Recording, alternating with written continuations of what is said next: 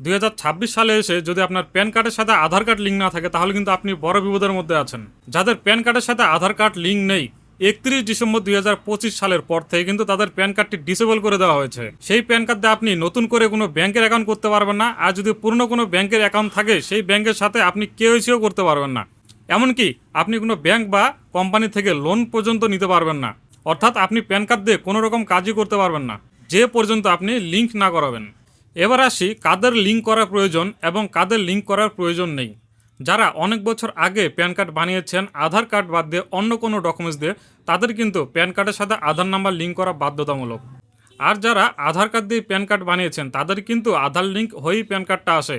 অতএব আপনাদের লিঙ্ক করার কোনো রকম প্রয়োজন নেই। আর যাদের বয়স 80 বছর উপরে তাদের সরকার থেকে সাবসিডি দেওয়া আছে, তাদেরকে লিঙ্ক করার প্রয়োজন নেই। কি করে আপনারা চেক করবেন আপনাদের প্যান কার্ডের সাথে আধার কার্ড লিঙ্ক আছে কিনা এবং কি করে লিঙ্ক করতে হবে, আমি এই ভিডিওর মাধ্যমে সম্পূর্ণ প্রসেস দেখে দেবো।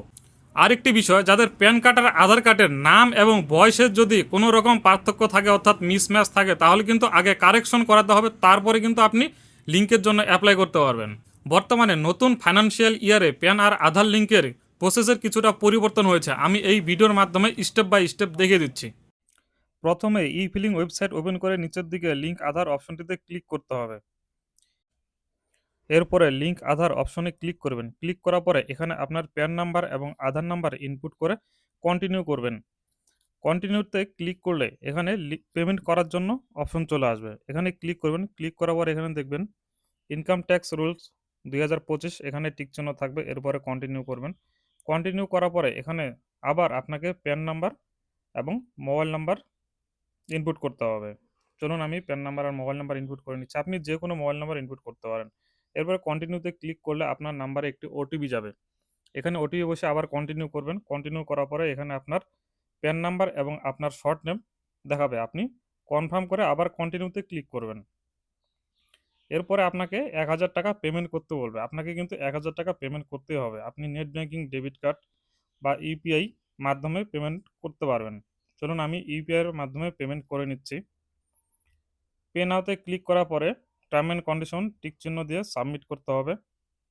সাবমিট করার পরে এখানে কিউআর কোড চলে আসবে। আপনার যে কোনো ইউপিআই অ্যাপ থেকে পেমেন্ট কমপ্লিট করে দেবেন। পেমেন্ট কমপ্লিট করার পরে এখানে সাকসেসফুল হয়ে যাবে। আপনি এখান থেকে স্লিপটি ডাউনলোড করে নিতে পারবেন।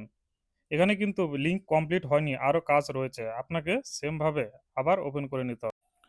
আবার ই ফিলিং ওয়েবসাইট ওপেন করে নিচের দিকে লিঙ্ক আধার অপশনে ক্লিক করতে হবে।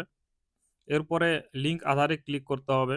ক্লিক করার পরে এখানে প্যান নাম্বার, আধার নাম্বার সাবমিট করে আবার ভ্যালিডেট করতে হবে। এখন দেখুন আর পেমেন্ট অপশন দেখাচ্ছে না, এখানে দেখাচ্ছে পেমেন্ট সাকসেস হয়ে গিয়েছে। কন্টিনিউ করে নেবেন। এখানে আপনার আধারের যে নামটি রয়েছে সেম এখানে টাইপ করে দিবেন এবং আপনার যে কোনো একটি মোবাইল নাম্বার এখানে টাইপ করে দেবেন। টাইপ করার পরে এখানে আই অ্যাগ্রি নিচে যে টিকচিহ্নটি দেওয়ার ঘর রয়েছে এখানে টিকচিহ্ন দিয়ে লিঙ্ক আধারে ক্লিক করবেন। লিঙ্ক আধারে ক্লিক করলে এখানে আপনার নাম্বারে একটি ওটিপি যাবে। ওটিপি বসিয়ে ভ্যালিডেট করবেন।